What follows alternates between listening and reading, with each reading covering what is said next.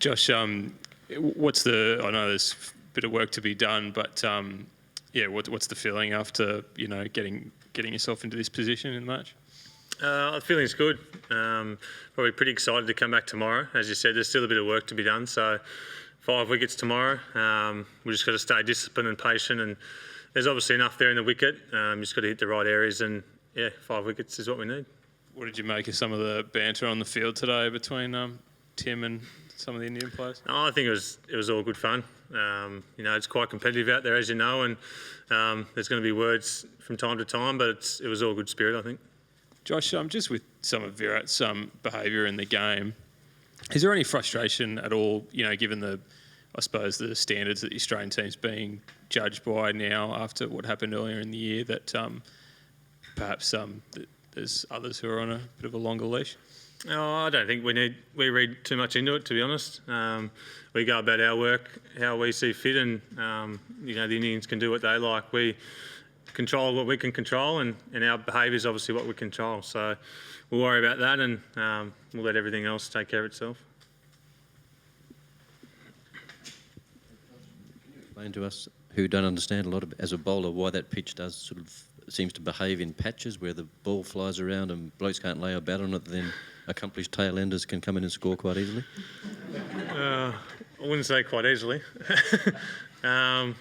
It's a strange one. You see obviously patches where it's flying around and hitting the cracks, and then it'll go for a period, it'll go pretty quiet and it looks manageable to bat. So I think definitely right armers around the wicket to left-handed batters there's more cracks on offer.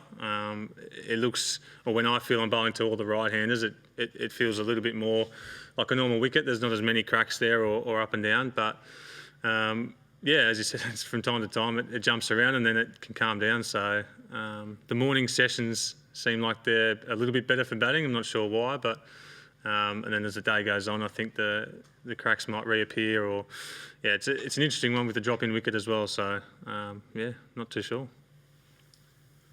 Josh, do you think there's too much of focus on Virat Kohli as far as Australia is concerned? Like, you get Kohli and get India. Is that the kind of approach Australia is looking at? No, definitely not. I'd probably see Pujara as the big wicket as far as when I'm bowling.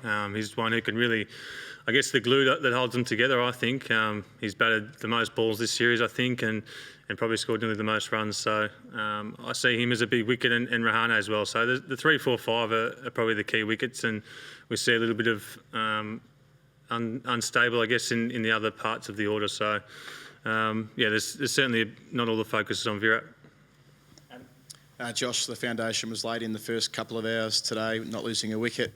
You talk a little bit about the faith and support that you guys give Usman as the senior player in the side, and how much belief you have that he can lead you to match-winning totals. Yeah, absolutely. I think with Steve and Dave not here, then a bit more pressure falls on Usman. I think he's the most capped batsman maybe with Shaun Marsh. So experience counts for a lot in these situations. There's quite a lot of young guys in the order, in the top 6. So I think Usman sort of felt that responsibility a bit more this season. And I think he's obviously been struggling in the first couple of innings, but to see him fight on today was made everyone a bit more relaxed, I think.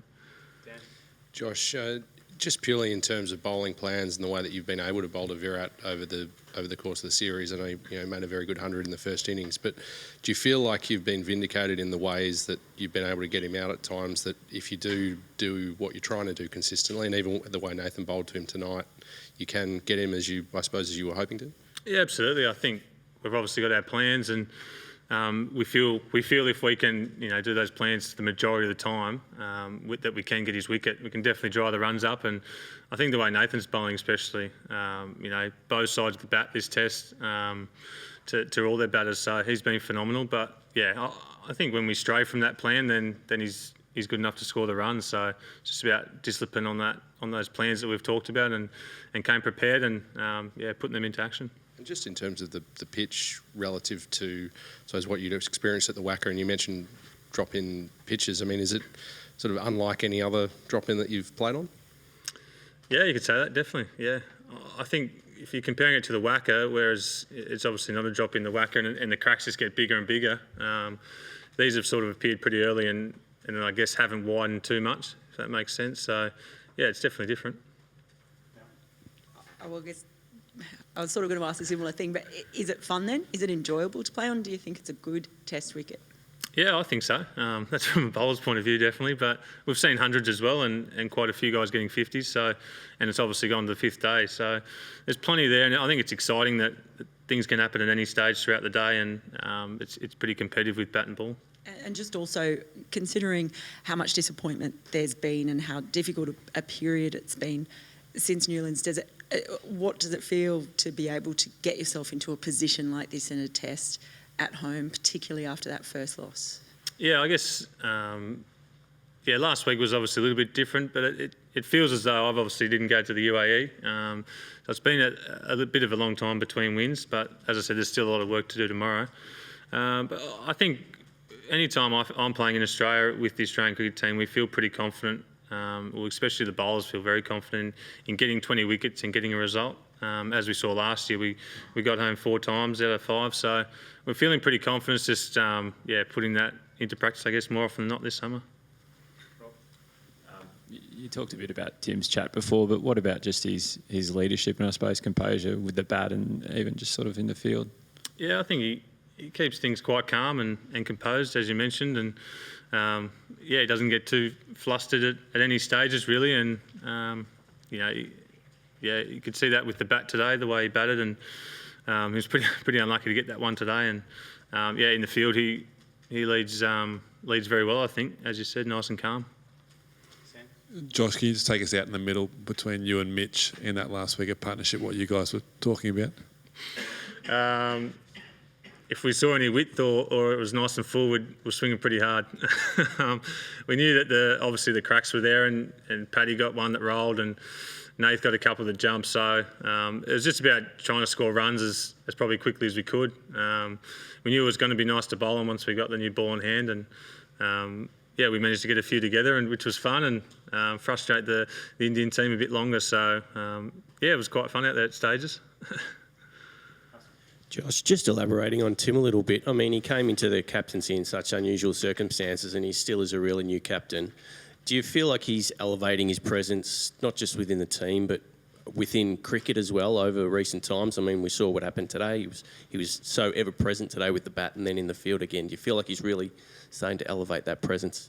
Yeah, absolutely. I think he's just getting more confident as time goes on, whether it's with the bat or in the field. He's quite an experienced player as far as he's been playing for a long time, and I think he's had a few, time out of the game as well. So he knows himself quite well, just not as a cricketer but as a person. So off the field, he's great to talk to about, life as well, and obviously the cricket side takes care of itself. So he's been really great. Josh, just with the verbals, just with the amount of scrutiny you guys are under, do you feel the opposition sees it as an opportunity to push your buttons and you will not retaliate? No, I don't think so. I think at stages in a game it's going to get a little bit heated from time to time between bat and ball, but I think we're pretty confident that we can hold that line that we've talked about as a group, as a team. So I don't feel that's the case, no. Most of these verbals, are these like an organic reaction to the heat of the moment, or is it a considered ploy to distract the batsmen and get under their skins? I think it's more in the heat of the moment. It's definitely not a ploy to attack any batsman at any stage. It's more of a heat of the battle, and but I think it's been really good so far. Just some good banter out in the middle between both sides. There's been no personal abuse. No.